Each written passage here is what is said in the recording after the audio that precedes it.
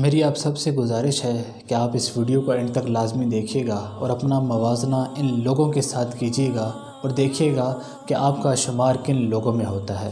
ٹیکسلا میں میرا ایک دوست رہتا ہے جو کہ بڑا پرہیزگار، نیک، شریف اور پنجگانہ نماز با جماعت ادا کرتا تھا۔ بڑے عرصے کے بعد میری اس سے ملاقات ہوئی تو میں نے دیکھا کہ اس کا رہن سہن، رنگ ڈھنگ سب کچھ چینج ہو چکا تھا۔ اس نے پھٹی ہوئی پینٹ شرٹ کو فیشن کے طور پر زیب تن کیا ہوا تھا اور بالوں کی یہودی سٹائل میں کٹنگ، کلائی میں بریسلیٹ اور گلے میں زنجیر پہنا ہوا تھا۔ مجھے بڑا تعجب ہوا۔ میں نے اس سے پوچھا کہ یہ کیا حالت بنائی ہوئی ہے، تو کہنے لگا کہ اس کے پیچھے بڑا عجیب واقعہ ہے جو میں نے آج تک کسی کو نہیں بتایا، لیکن میرے بار بار اصرار کرنے کے بعد اس نے مجھے بتایا کہ میں ایک دن جمعے کی نماز ادا کرنے کے لیے مسجد گیا تو غلطی سے موبائل سائلنٹ پر لگانا بھول گیا تھا، تو دوران نماز میرے نمبر پر کال آئی اور کال پر لاک لگا ہوا تھا۔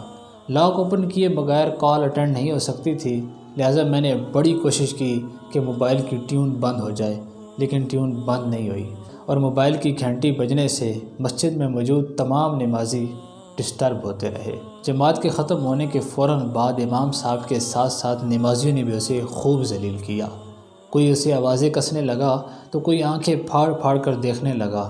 وہ شرم سے پانی پانی ہوتا ہوا مسجد سے باہر نکل آیا اور خود سے ہم کلام ہو کر کہنے لگا کہ اب عصر اور مغرب کی نماز پڑھنے مسجد نہیں آؤں گا، تاکہ نمازی اس بات کو بھول جائیں۔ لہٰذا وہ عشاء کی نماز پڑھنے دوبارہ مسجد پہنچا تو نمازیوں نے اسے پھر سے گھورنا شروع کر دیا۔ ماتھے پر غصہ سجا کر آنکھیں پھاڑ پھاڑ کر دیکھنے لگے۔ وہ پھر سے شرمندہ ہوتا ہوا مسجد سے باہر نکلا اور خود سے ہم کلام ہو کر کہنے لگا کہ آج کے بعد مسجد نہیں آؤں گا۔ اس کے دوست اتوار والے دن اسلام آباد ایک کلب میں جایا کرتے تھے اور ایک دن اسے بھی زبردستی ساتھ لے گئے۔ وہ کلب میں بیٹھا شیشے کا گلاس ہاتھ میں لیے کوئی مشروب پی رہا تھا کہ اچانک اس کے ہاتھ سے گلاس گرا اور ٹوٹ گیا۔ کلب میں موجود تمام لوگ اس کی طرف دیکھ کر کہنے لگے کہ اللہ کا شکر ہے کہ تمہیں کوئی نقصان نہیں پہنچا۔ اتنے میں مینیجر نے اس کی طرف دیکھا اور وہ ڈر گیا کہ اب مینیجر سب کے سامنے شرمندہ کرے گا، لیکن جو ہی مینیجر قریب آ کر بولا کہ سر آپ کو کوئی چوٹ تو نہیں لگی، اس نے بڑی مشکل سے نہیں کا لفظ منہ سے نکالا اور بڑا حیران ہوا۔ مینیجر نے ویٹر کو آواز دی کہ ویٹر صاحب کے لیے نیا گلاس لے کر آؤ۔ وہ یہ رویہ دیکھ کر بڑا خوش ہوا اور دل ہی دل میں خود سے ہم کلام ہو کر کہنے لگا کہ میں آج کے بعد کلب آیا کروں گا، کیونکہ کلب والے میری بڑی عزت کرتے ہیں۔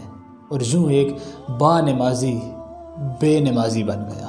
کیا ہم انسانوں سے، مومنوں سے، اشرف المخلوقات سے، نرم مزاجی سے بات نہیں کر سکتے؟ ہم انسانوں سے اخلاق، پیار، محبت، خلوص، اخلاص سے بات نہیں کر سکتے؟ ہم کیسے بات کریں گے؟ یہاں تو ایک نماز پڑھنے والا باقی سب کو حقیر جانتا ہے، باقی سب کو جہنمی سمجھتا ہے۔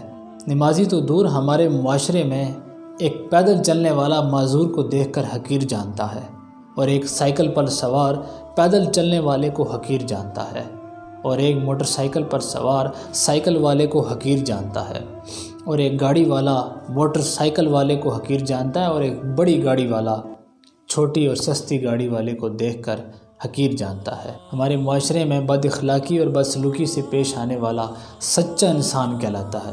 بدسلوکی کرنے کے بعد کہتا ہے کہ سچ ہمیشہ کڑوا ہوتا ہے، اور یہاں پر نرم مزاجی صرف دکانداری تک محفوظ رہ گئی ہے۔